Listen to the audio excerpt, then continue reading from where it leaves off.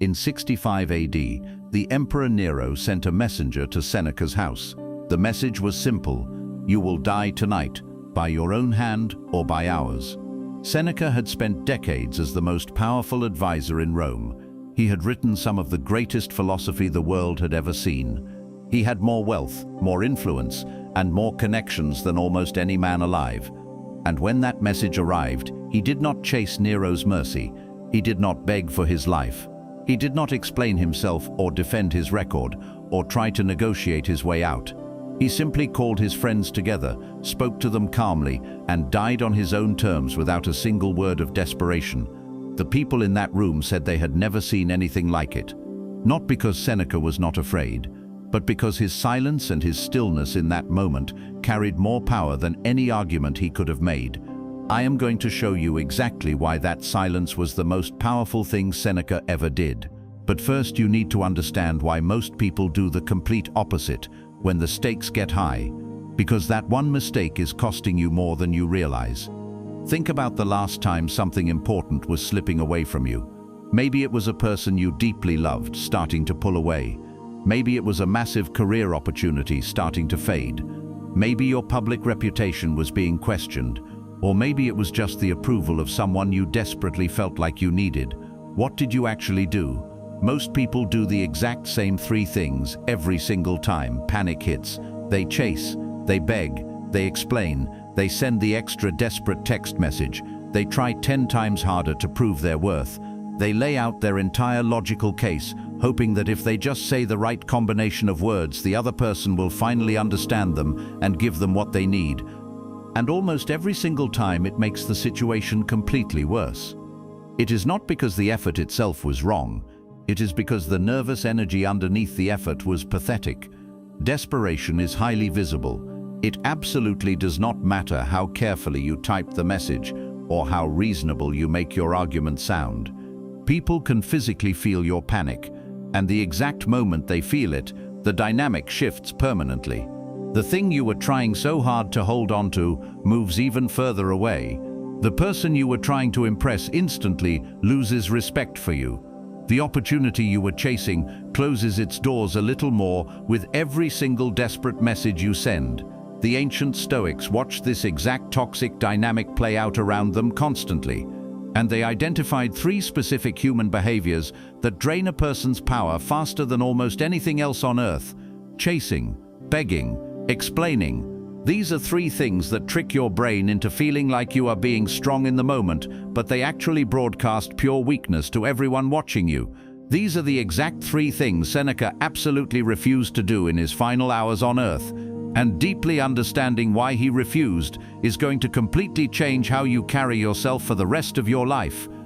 1. Never chase. Chasing tricks your brain because it feels like real effort. It feels like you are showing deep commitment. It feels like you are taking aggressive action instead of just sitting around waiting to be a victim. But here is the dark truth about what chasing actually communicates to the world around you. It tells everyone that you do not truly believe you are valuable enough for someone to stop and choose you on their own. It says that without your constant, exhausting pursuit, that person or that big opportunity would never look twice at you. It screams that your value is something you have to forcefully shove down someone's throat, rather than something they naturally recognize and respect. Marcus Aurelius wrote a famous line that says you must strictly confine yourself to the present moment. Most people read that and think it is just generic advice about time management.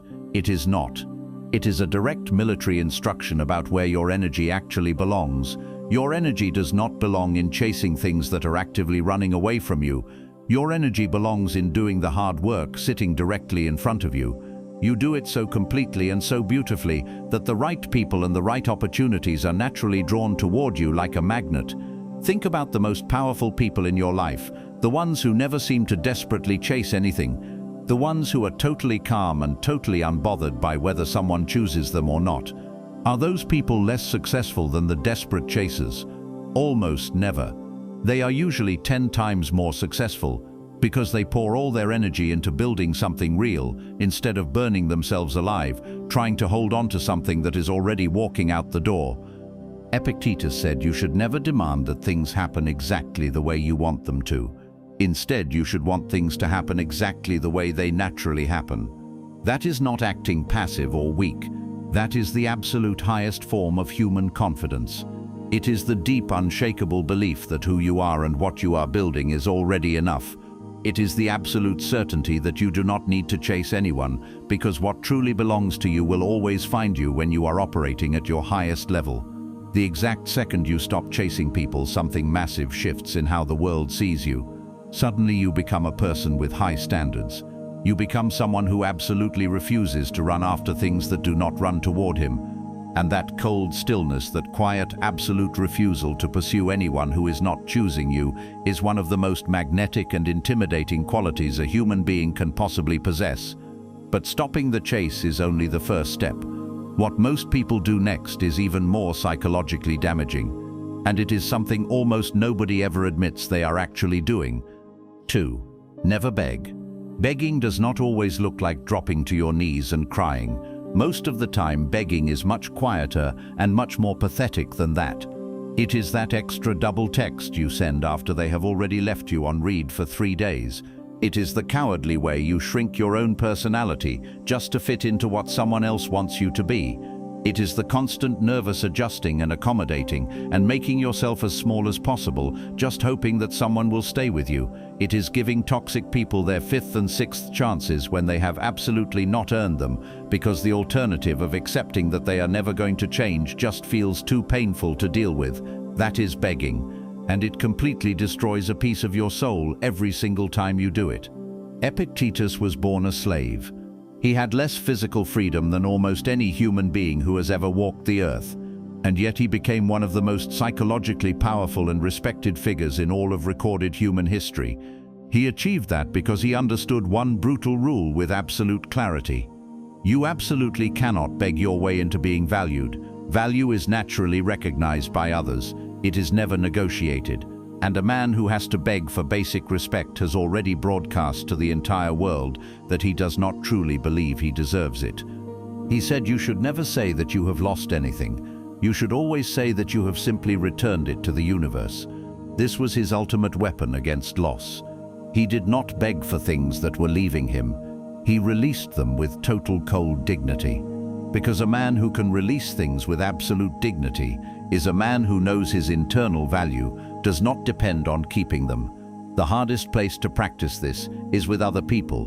When someone you love is slowly pulling away from you, every single biological instinct you have screams at you to do more, say more words, give them more things, prove your worth harder. The ancient Stoic move is the exact opposite. You become totally still. You let them walk away or you let them stay, but you absolutely stop performing like a circus animal for their approval, either way. Because the pathetic version of you that is begging for them to stay is not the version of you they would ever respect, even if they did. Seneca wrote that only the brave man is truly free. Begging is the absolute opposite of freedom. Begging is handing another human being the remote control to your emotional state and asking them nicely not to press the self-destruct button. Stop handing toxic people that power. It was never theirs to hold in the first place.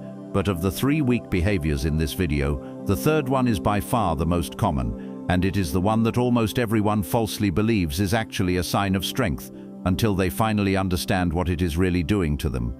3. Never explain. Explaining yourself feels highly intelligent. It feels incredibly mature. It feels like you are just giving someone the full logical picture, so they can make a fair and balanced judgment about you. But most of the time, explaining yourself is just begging with a better vocabulary. When you feel this burning, desperate need to justify your life choices to someone who did not even ask you to. When you try to defend your character to a person who has already made up their mind that they hate you. When you lay out your entire reasoning just praying that someone will finally nod their head and approve of you. That is not healthy communication. That is deep insecurity, desperately looking for a courtroom verdict. Marcus Aurelius wrote that you should never value anything that makes you break your own word or lose your self-respect. Explaining yourself to people who have not earned that level of access to your mind is a massive form of losing self-respect. It tells them that their cheap opinion of your choices matters way more than your own solid judgment. The ancient Stoics had a very specific psychological practice for this exact trap. They called it the reserve clause. Before they took any action, they made absolutely sure they were clear on their own internal reasons. And after they took the action, they absolutely did not require any external clapping or validation for those reasons. The judgment had already been made internally by their own mind. What the crowd thought of it was simply irrelevant noise. This does not mean you act like a mute and never communicate with anyone. It means you absolutely stop explaining yourself defensively. There is a massive difference between choosing to share your thoughts with a trusted friend and frantically scrambling to justify your existence to an enemy who is just going to use your explanation as ammunition against you. Cato the Younger was a legendary Roman leader who never once explained himself to his political enemies. He did not do it because he was arrogant. He did it because he had already done the brutal internal work of knowing exactly why he made his choices. Their approval was simply not part of his math, and that absolute refusal to explain himself, that quiet, terrifying certainty about his own path, made him one of the most respected and feared men in the entire history of Rome. Your total silence is not emptiness. Your silence is not arrogance. When your silence comes from a place of genuine, deep self-knowledge and ironclad self-respect, it tells people something that no frantic explanation ever could. It tells them that you have already decided exactly who you are, and you absolutely do not need their permission or their confirmation to keep being that exact person. That is the exact power Seneca displayed in his final hours on earth. He did not chase the emperor's mercy. He did not beg for a few more years of life. He did not pathetically explain his decades of loyal service or his brilliant philosophy.